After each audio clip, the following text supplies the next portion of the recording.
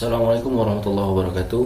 Berjumpa lagi dengan saya Yonedi Firdaus, SDM PKH Kabupaten Tanah Datar, Provinsi Sumatera Barat. Pada video kali ini saya akan mencoba menyampaikan sebuah materi yang berbentuk simulasi kepada keluarga penerima manfaat PKH terkait tentang persoalan pencegahan dan penanganan terhadap anak stunting. Dalam video kali ini saya akan fokus menyampaikan materi yang termuat dalam modul 2 sesi 1, yaitu memahami permasalahan stunting pada anak. Oke kawan-kawan, mari kita simak video berikut. Assalamualaikum warahmatullahi wabarakatuh. Apa kabar ibu-ibu? Semua ibu-ibu dalam kondisi keadaan sehat dan diberi keberkahan. Terima kasih atas kehadiran ibu-ibu dalam agenda rutin kita pertemuan bulanan. Dalam agenda pertemuan bulan kali ini kita akan mengisi dengan penyampaian materi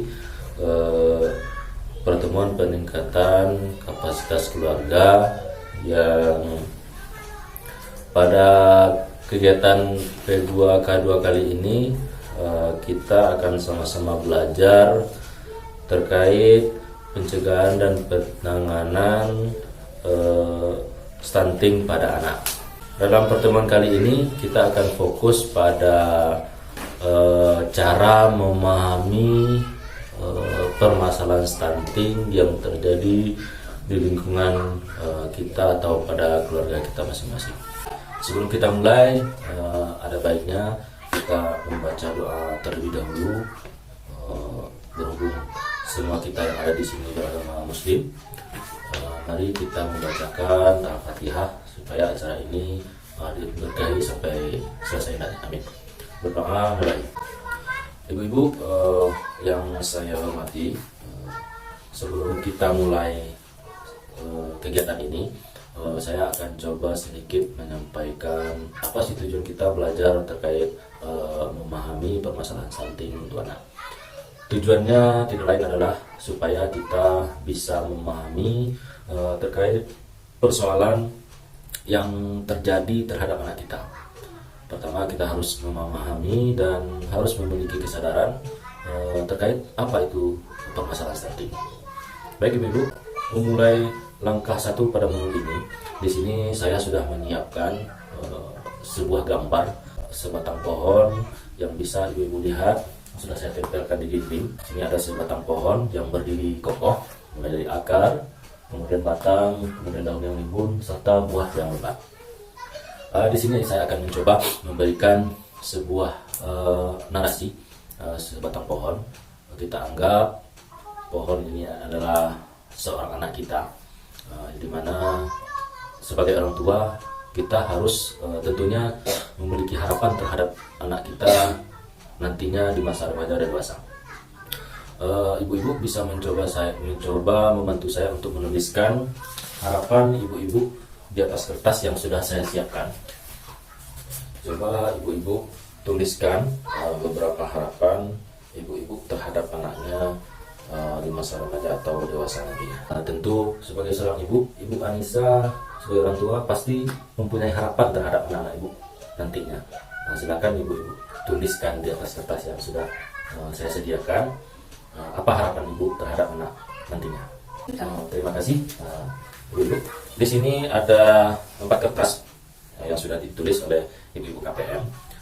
Saya akan mencoba membacakan harapan-harapan tersebut. Yang pertama, Ibu Anissa mengharapkan anaknya jadi pintar, soleh, rajin. Kita akan menempelkan harapan ini. Oke, saya sudah menempelkan harapan ibu-ibu terhadap anaknya nanti ketika sudah dewasa. Saya menempelkan harapan tersebut di tepat pada buah yang ada di pohon ini. Ibu Anissa bisa bantu saya untuk menjelaskan terkait harapan ibu. Coba ibu jelaskan terkait harapan ibu tersebut. Bu Anissa sudah menyampaikan harapan ibu terhadap anaknya ketika dewasa kelak. Memang betul setiap orang tua pasti menginginkan. Sebelumnya saya ucapkan terima kasih dulu kepada Ibu Anissa yang sudah membantu saya untuk menjelaskan apa harapan Ibu nanti ketika anak Ibu sudah dewasa. Ya, silakan kembali Ibu Anissa. Kenapa saya menempelkan harapan ibu-ibu persis di buah yang ada pada pohon? Kita ibaratkan anak ini sebagai sebatang pohon. Tentunya ketika kita menanam sebatang pohon, pasti kita mempunyai keinginan. Pada umumnya semua orang yang menanam pohon pasti mengharapkan nanti pohon tersebut bisa berbuah lebat, buahnya lebat, bisa dijual dan menghasilkan, buah tersebut bisa dikonsumsi, dan juga buah tersebut bisa bermanfaat bagi orang banyak. Kertas yang sudah saya sediakan, apa sih usaha yang bisa ibu-ibu lakukan untuk membuat anak-anak ibu sesuai dengan yang ibu-ibu harapkan tadinya, yang sudah ibu tuliskan dan saya tempelkan di pohon ini. Oke, ibu, saya akan bagikan kertasnya, silahkan diambil, silahkan ibu-ibu tuliskan di sana. Untuk menghasilkan buah atau untuk menghasilkan anak yang sukses, anak yang cerdas, anak yang sehat nantinya, tentunya ibu-ibu harus mempunyai usaha untuk mencapai keinginan ibu-ibu nantinya terhadap anak. Baik, terima kasih ibu-ibu sudah menuliskan. Sini saya menempelkan usaha yang ibu-ibu sampaikan pada akar pohon. Kenapa saya tempelkan pada akar pohon? Tadi kita ibaratkan anak ini sebagai satu batang pohon yang menghasilkan buah sebagai harapan kita terhadap anak. Kemudian akar adalah usaha atau fondasi yang harus kita siapkan untuk mencapai harapan yang kita harapkan terhadap anak.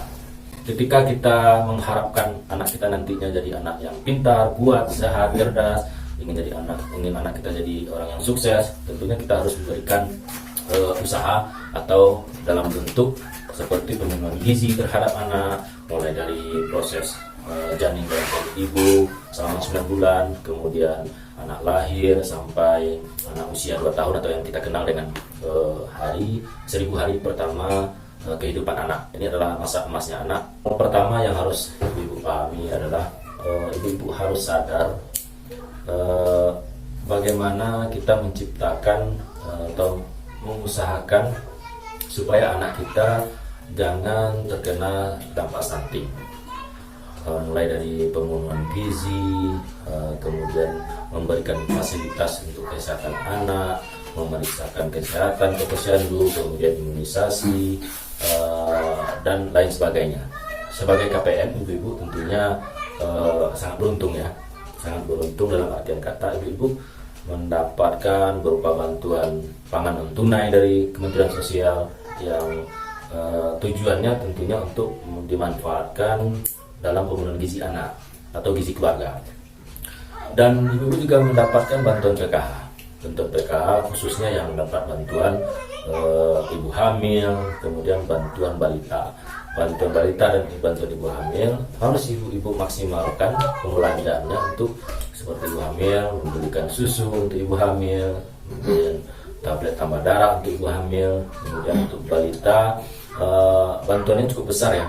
Ibu bisa membelikan susu untuk anak, bisa membelikan vitamin untuk anak, bisa membelikan makanan-makanan yang bergizi, buah-buahan, sayur-sayuran, protein, baik itu protein hewani ataupun nabati.